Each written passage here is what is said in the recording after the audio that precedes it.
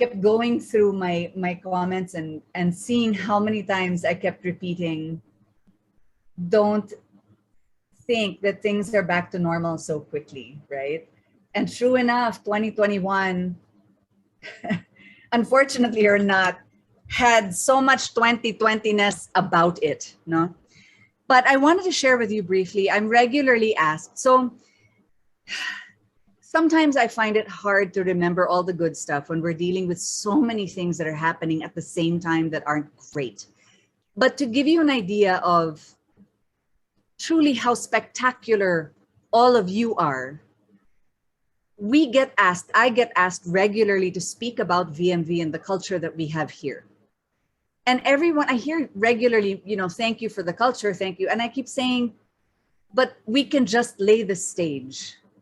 If the actors don't step on the stage and take the role, it's pointless. So the fact that I get asked to talk about VMV's culture so much is really a credit to you. And I wanted to share with you a recent one. I won't go through all the slides, but this is a recent talk I was asked to give, which was how to future-proof our leaders, how to prepare our people for challenging times.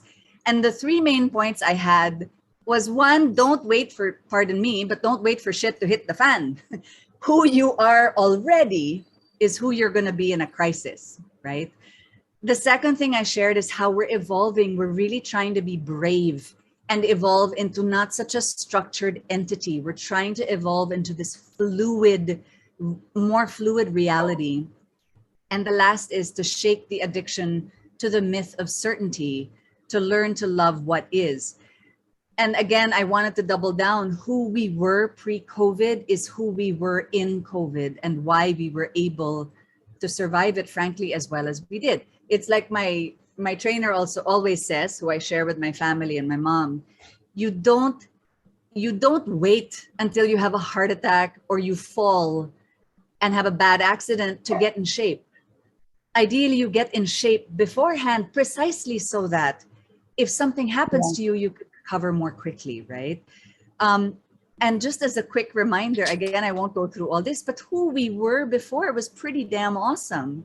We were and are a diverse and inclusive workforce. My mother is a woman who started this company, and we remain 70% women. Actually, I think even higher now, maybe 90%. 100% in STEM, in R&D is women. Since 1999, we've been committed to mental wellness and balance. 1999, folks, this wasn't like a trend that we jumped on in COVID. In 1999, we introduced telecommuting because we felt that the climate needed a break from cars. That was the main impetus. In 2013, we introduced a 30-day vacation, which is unheard of in the Philippines still, every 2 years. In 2015, the shorter work week. 2016, longer parental leaves for mothers and fathers and other parents, even of adoptive parents. Then we introduced mental wellness as a reason for a sick leave. And we've been doing work from home, flexible workplace options since 2018. And we've been stepping up, trying to do better in the world, not just for us, but for other people. So this year, thanks in large part to Laura's idea, Laura Lee, we are launching a donation top up. So anyone who shops on our websites, they can top up to donate to worthy causes. And thanks to Nina and Ruth and Chelo who got this done almost like within 3 hours in the morning. We set up donations to Odette for Odette, Super Typhoon Odette and dry relief. And this is who we were already before COVID. And I think all of this really guided us through, right? It hasn't been all sunny and rainbows, but this has been to me so crucial to how we managed to get through. And we've continued, right? So we brought back the mentorship stuff. We've really doubled down on creating safe spaces, really trying to help people learn how to lead. We've had, again, psychological first aid. I think Nina mentioned this earlier. So, it's not like we had this already in our history and then we all of a sudden dropped it. We actually brought it back. So I'm so happy to have the mentorship circles back here. And this is who we are. So again, I think sometimes in the middle of all the crap that we're dealing with, we forget this, but people don't forget how special we are. And that's why I get asked to talk about this all the time. That's why I have these slides ready to go. Um, then I talked about when shit actually hit the fan. See, COVID actually happened, right? Everything changed, and the world is still in this flux. It's still so uncertain. VUCA stands for volatile, uncertain, chaotic. And I keep forgetting what the A is, if someone can write it into the chat. And I really feel we can't go back. We really have to learn how to flow. This has to be our new reality. And you guys have heard me talk about this. Those who haven't yet done the core values will talk about this. But many studies are showing that these strict military style organizations won't work anymore in a VUCA world, right? Will have to be more like murmurations, where it looks chaotic, but it's actually going in the same direction. Everyone's protecting each other from harm and going towards the same goal. The final sort of big lesson I keep sharing is to learn to love what is, right? Which is super hard. And this is my favorite quote that I share to everybody who will listen, that came out in the beginning of the pandemic. What we are seeing is people going through withdrawal from the emotional addiction to the myth of certainty. If you really look at nature, the only thing that is still is something that's dead. Everything is in movement. Everything, the tectonic plates of our world are constantly shifting. But for some reason, we bought into this myth that nothing should move. Once we achieve a certain job, once we achieve a certain spouse or mate, that's it. But life is constantly shifting and moving. And I think the pandemic is forcing us to relearn how to find calm and even possibly to thrive in uncertainty, right? Nina mentioned this earlier. Right now is the only thing that we know. So we cannot focus on things that we just don't know. We have no control over. And if you are really in just this moment and really appreciate what's real right now, it is a gift, right? It is the present.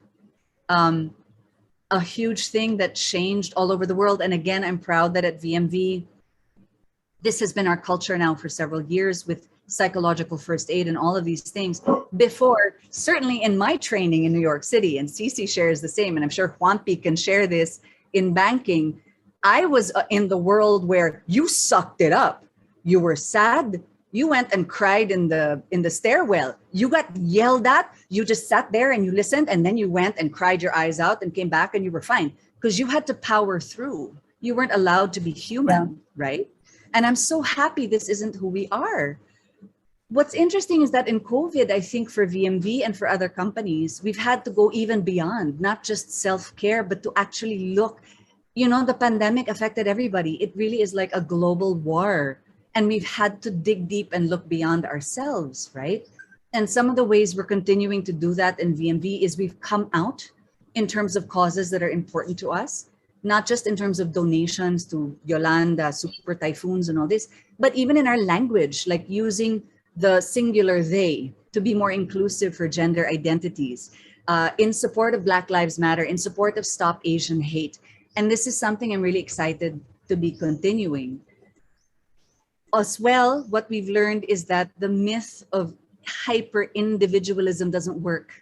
As a species, this is a wonderful article, if you can read it. It's called The Nuclear Family Was a Mistake. It's in the Atlantic.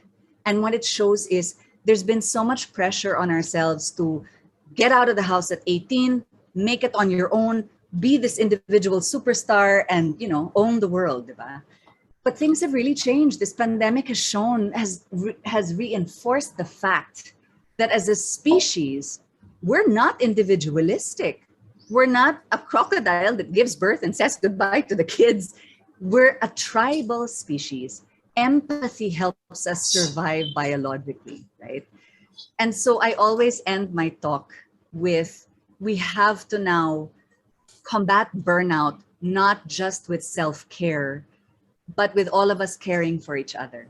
So at VMV historically, those who have been with me in Shifu for a while know historically, I would say the healthiest people in the organization, the healthiest individuals have to be the leaders. And you cannot function in an organization unless you're healthy, right? So self-care.